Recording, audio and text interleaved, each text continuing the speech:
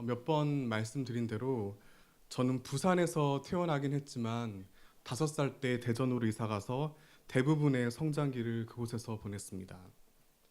그런 까닭에 나중에 대전에서 목회할 생각 있느냐라는 질문을 종종 받습니다. 그럴 때마다 저는 단 한순간의 망설임 없이 아니요라고 단호하게 대답합니다.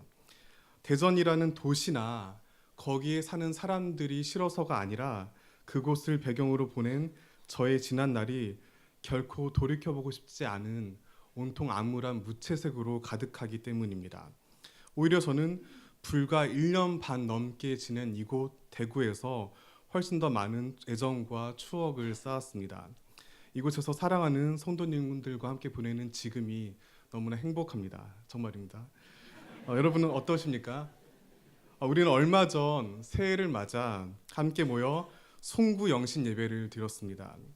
해가 새롭게 바뀔 때마다 가져야 할 마음 자세를 슬기로운 조상들은 송구영신이라는 사자성어로 정리했습니다. 옛것을 떠나보내고 새것을 맞이하는 태도야말로 1월 1일을 기념하며 새삼 명심해야 할 중요한 지혜입니다. 그렇다면 여러분이 떠나보내고 싶고 또 떠나보내야 할 과거는 과연 무엇입니까? 아마도 대부분 저와 마찬가지로 힘겹고 슬펐던 기억들일 겁니다. 마치 공포 영화 속에 등장하는 집요한 유령처럼 언제나 주위를 배회하는 괴로운 순간들일 것입니다. 그런 이유로 저는 청소년 시절부터 20대 초반까지 오늘 본문 18절과 19절을 즐겨 암송하면서 이 구절을 가사로 한 찬양을 자주 부르곤 하였습니다. 두 절 말씀 제가 다시 읽겠습니다. 너희는 이전 일을 기억하지 말며 옛날 일을 생각하지 말라. 보라, 내가 새 일을 행하리니 이제 나타낼 것이라. 너희가 그것을 알지 못하겠느냐? 반드시 내가 광야의 길을 사막의 강을 내리니. 18절에 기록된 기억하지도 생각하지도 말아야 할 이전 일과 옛날 일에 과연 무엇을 대입하시겠습니까? 많은 분들이 너무나 비참했던 과거의 장면들을 떠올리실 것입니다.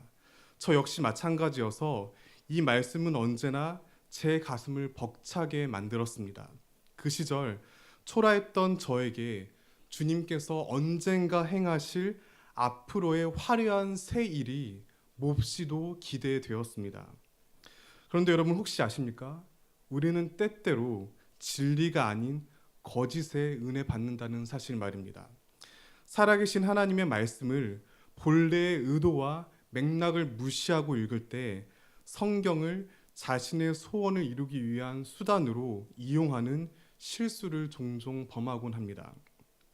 오늘 함께 읽은 본문에서 예언자가 포로 생활 중인 이스라엘 백성들을 향해 기억하지도 생각하지도 말라고 외친 이전 일과 옛날 일은 흔히 오해하듯이 어두운 지난 날을 의미하지 않습니다. 오히려 정반대로 화려한 승리의 역사를 가리킵니다. 18절 바로 앞에 있는 16절과 17절 우리 다 함께 읽겠습니다. 나 여호와가 이같이 말하노라. 바다 가운데의 길을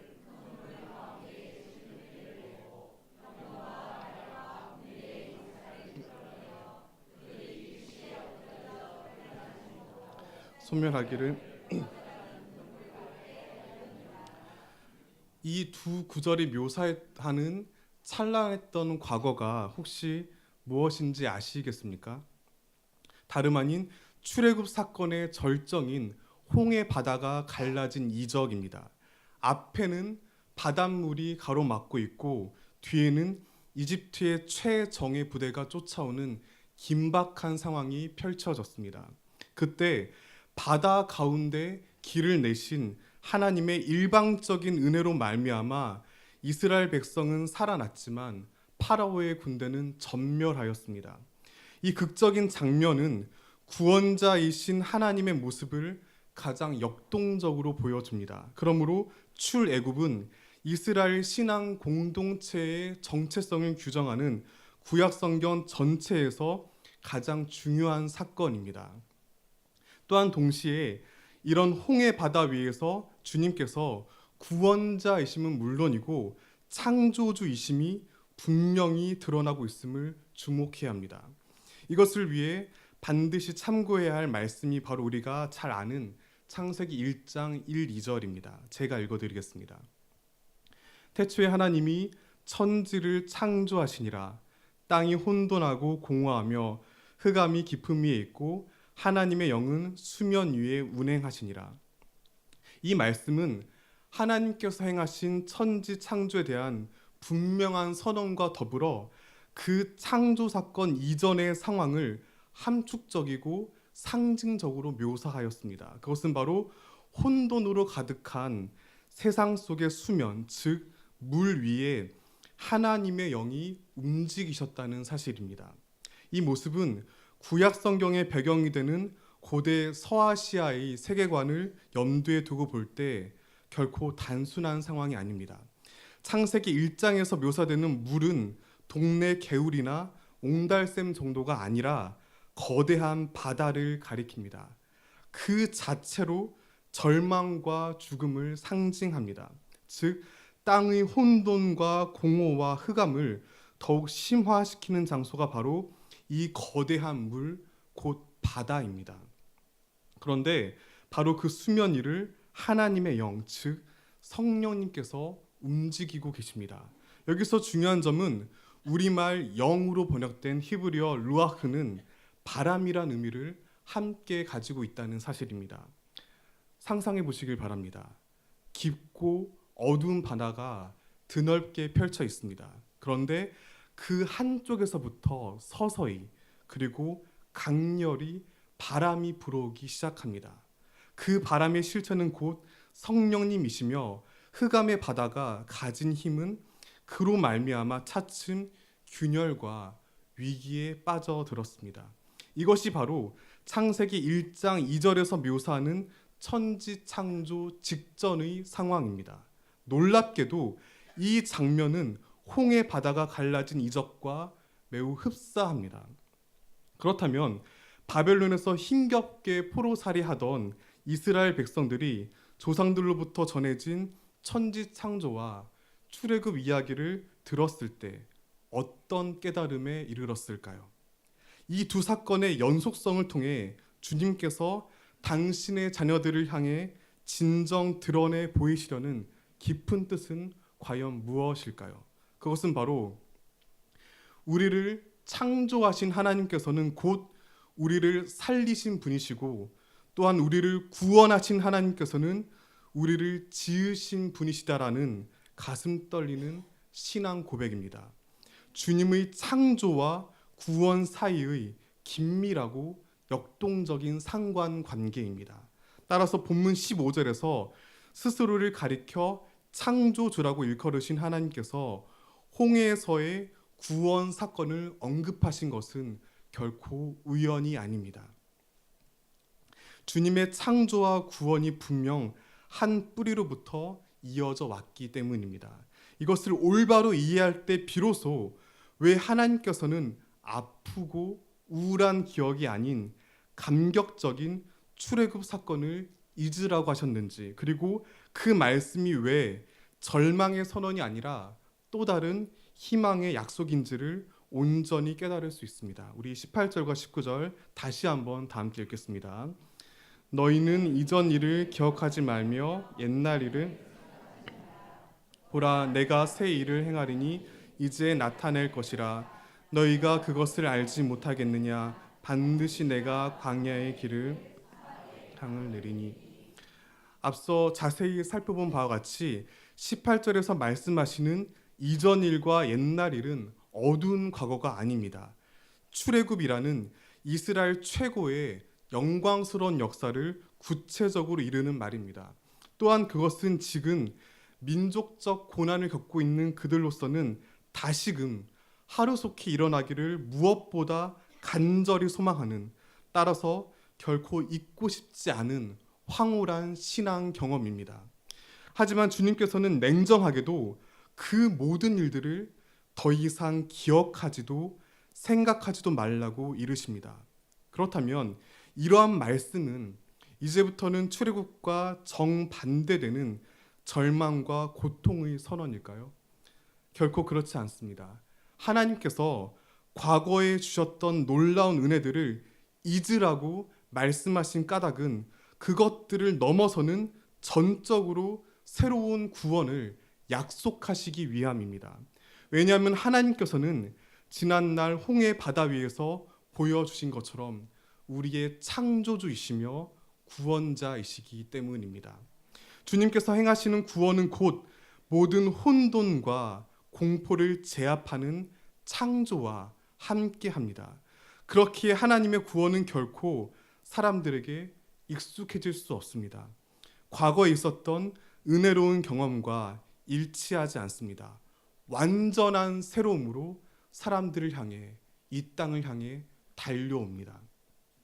오늘 본문에는 이와 같은 주님의 능력에 대한 창조적인 상상력의 일부가 소개되어 있습니다. 그것은 바로 19절 후반부에 기록된 바와 같이 광야의 길을, 사막에 강을 내시는 하나님입니다. 그리고 이것이 구약 성경 특유의 반복 강조법으로 20절에 계속 등장합니다. 제가 읽겠습니다. 장차 들짐승 곧 승냥이와 타조도 나를 존경할 것은 내가 광야의 물을, 사막의 강들을 내어 내 백성 내가 택한 자에게 마시게 할 것임이라. 이렇게 19절에 이어 20절이 계속 증언하는 바는 분명합니다. 바벨론 포로살이하던 이스라엘 백성들이 고향 예루살렘으로 돌아오는 사막길에 강물이 흘러 넘치게 하겠다는 말씀입니다. 그러한 강물들로 말미암아 포로 귀환 행렬에 참여한 무리들이 목마름을 해결하게 될 것입니다. 뿐만 아니라 예언자는 사막 생태계를 구성하는 승냥이와 타조 역시도 그 장면을 바라보며 하나님을 높인다는 파격적인 묘사도 하였습니다. 이와 관련하여 문득 떠오르는 단편 소설이 하나 있습니다. 바로 프랑스 작가 장 지오노가 1953년에 발표했던 나무를 심은 사람입니다. 참고로 이 작품은 같은 제목의 애니메이션도 무척 유명합니다. 유튜브를 통해 쉽게 찾아볼 수 있습니다. 미처 못 보신 분들에게 강력히 추천드립니다. 이 소설은 물이라고는 전혀 찾아볼 수 없었던 황량한 산자락을 지나던 한 사람이 그곳에서 묵묵히 나무를 심는 양치기 노인을 만나는 장면으로 시작합니다. 그때 그 노인은 이미 3년간 무려 10만 그루의 도토리 나무를 심었습니다. 하지만 뜨거운 태양과 바람으로 그 자취는 전혀 남아있지 않았습니다.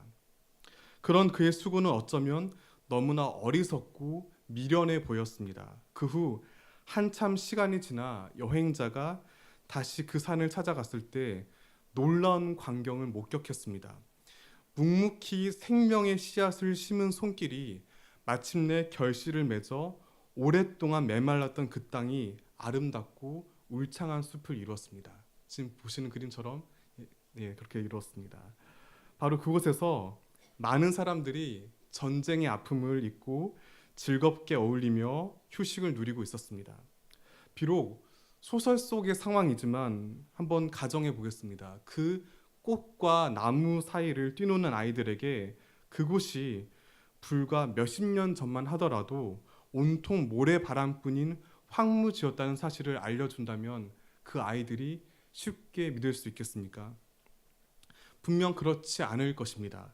지리적 위치는 그래도 그대로이지만 죽음의 사막에서 생명의 숲으로 그 땅의 환경과 성격이 완전히 바뀌었기 때문입니다.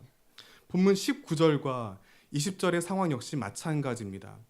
예언자의 외침 그대로 그 언젠가 사막의 모든 생명들이 풍요로운 강물로 말미암아 소생과 회복을 경험한다면 그 광야가 이전과 같겠습니까?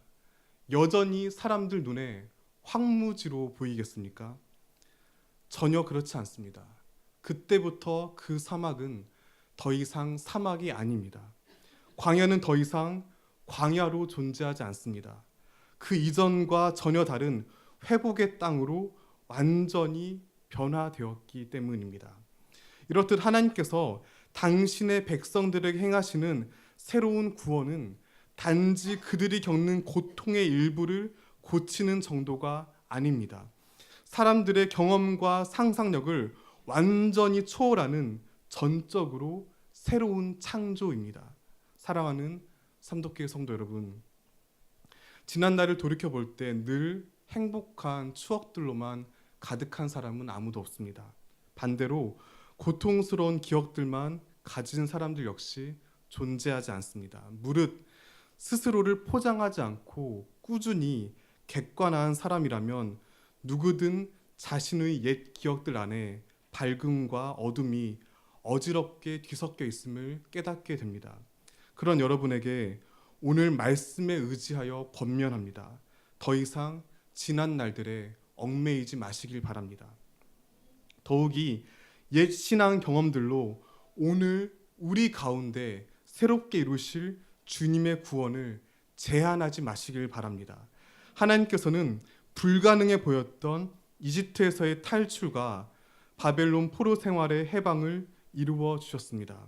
마찬가지로 그 주님께서 오늘 우리의 생각을 완전히 초월하는 새로운 희망으로 이끌어 주실 줄 분명히 믿습니다.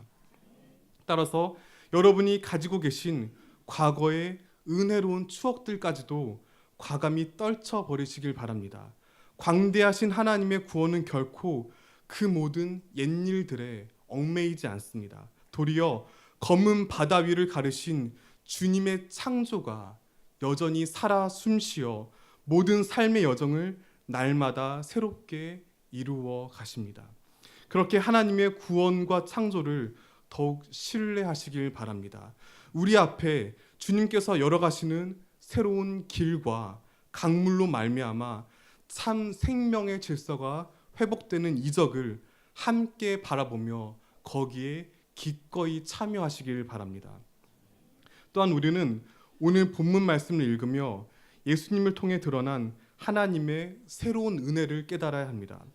하나님의 아들이 이 땅에 오셨지만 안타깝게도 당시 이스라엘은 포로 시절 예언자들을 통해 전해졌던 주님의 뜻을 올바로 이해하지 못했습니다. 그들은 여전히 새로운 출애굽만을 바랐을 뿐입니다. 물론 그들의 기대 자체가 틀린 것은 아닙니다. 예수님의 복음은 분명 출애굽과 연결돼 있습니다. 문제는 로마의 압제에 시달리던 이스라엘이 지난날 홍해에서 조상들을 건지신 하나님의 참된 뜻이 아닌 기적의 화려함에만 눈길을 빼앗겼다는 사실입니다. 유대인들은 지금도 자신들의 달력에 따라 대략 9월 중에 나팔절을 가리키는 로시 하샤냐를 한 해의 시작으로 지킵니다. 이때 가장 중요한 전통은 나팔을 불며 참회의 시간을 갖는 것입니다. 그러면서 동시에 그들은 새해를 맞아 무엇을 가장 기대했겠습니까? 출애굽한 백성들을 나팔 소리와 함께 진두지휘했던 모세의 화려한 승리가 재현되는 것입니다. 즉 그들은 진정한 의미의 새로운 출애굽을 소망하지 않았습니다. 단지 새로운 영웅, 새로운 성공, 새로운 기적을 원했을 뿐입니다. 그것은 역설적으로 조상들이 맞서 싸운 이집트, 그리고 지금 그들이 저항하는 로마와 그리 다르지 않은 모습입니다. 결국 그들은 힘과 폭력으로 통치하는 제국을 무너뜨리고 사랑과 평화로 다스리는 당신의 나라를 세우시려는 하나님의 뜻과 완전히 멀어지고 말았습니다. 반면 그들 눈에 비친 예수님은 저주받은 패배자에 불과했습니다. 주님께서 빈들에서 외친 말씀은 그저 허무맹랑한 헛소리에 지나지 않았습니다. 그리하여 낡은 신앙 관습에는 목숨을 걸었지만 정작 하나님의 아들을 대적하고 결국 죽음으로 몰아넣었습니다. 그것은 그들이 자신들이 원하는 방식의 새로움, 욕망에 부합한 새로움만을 갈구했을 뿐 정작 하나님의 새로움을 맞아들일 진정한 용기가 없었기 때문입니다. 하지만 도무지 익숙해질 수 없는 그 낯설고 불쾌한 십자가를 통해 드러난 새로운 새로움이 마침내 온 세상을 구원하였습니다. 지난 2018년은 저에게 가장 행복한 한 해였습니다. 우선 사랑하는 아들이 건강히 태어나 자라주었습니다. 또한 우리 교회 성도님들의 귀한 사랑 덕분에 정말 많은 회복을 경험하였습니다. 그런데 돌이켜보면 그 다음으로 소중했던 시절은 제가 대학교 4학년이었던 2009년이었습니다. 그때 저는 고학번이었지만 얼떨결에 덜컥 신학과 4학년 과대표를 맡게 되었습니다. 4학년 과대는 다른 학년과는 달리 졸업여행과 졸업앨범이라는 막중한 책임을 떠안게 됩니다. 그래서 많이 부담되고 힘들기도 했지만 그 대신 기본만 해도 금방 칭찬을 받는 그런 자리였습니다. 따라서 결코 제가 잘해서가 아니라 주변 선후배들의 도움 덕분에 무난히 한 해를 보냈습니다. 그것은 그 이전까지 경험해보지 못했던 나름의 값진 성취였습니다. 문제는 제가 그 한참 동안 그 성공의 추억에서 헤어나지 못했다는 사실입니다. 4학년을 마치고 신대원에 진학한 후에도 한동안 저에게 이런 말버릇이 생겼습니다. 누군가 대화하다가 뜬금없이 불쑥 사실 제가 4학년 때 과대였는데 제가 예전에 과대 했었을 때 제가 과대 했었던 경험을 떠올려보면서 쓸데없이 과대였던 과거를 계속 언급하는 저 자신을 발견하였습니다. 저는 지금도 그때 그 모습을 떠올리면 너무나 창피하고 부끄럽기 이를 데 없습니다. 불필요한 자기 자랑을 습관적으로 반복한다는 것은 그만큼 그 내면이 병들었다는 증거이기 때문입니다. 여전히 저에게 대전에서 보낸 지난 어린 시절은 다시 떠올리기 싫은 괴로운 시간들입니다. 그 아픈 기억들을 떨쳐보내기 위해 저는 지금도 부단히 애쓰고 노력하고 있습니다. 또한 오늘 함께 읽은 말씀을 통해 분명히 깨닫게 되었습니다. 창조주 하나님께서 구원하시는 손길을 제한하고 교만에 빠지게 한다면 한없이 행복했던 추억들 역시도 떠나보내야 한다는 것입니다. 그제야 비로소 자기 자신을 있는 그대로 긍정하며 그런 나를 사랑하시는 주님의 새로운 희망과 생명을 온전히 맞아들일 수 있는 까닭입니다. 그러므로 흑암을 뚫고 우주를 지으신 창조주 하나님, 홍해를 가르고 백성을 이끄신 구원의 주님께 남은 일생을 기꺼이 내어드리는 우리 모두가 되기를 바랍니다. 그분의 아들 예수 그리스도께서 광야에 열린 길을 지나 우리에게 새로운 새로움으로 찾아오셨기 때문입니다. 함께 기도하시겠습니다.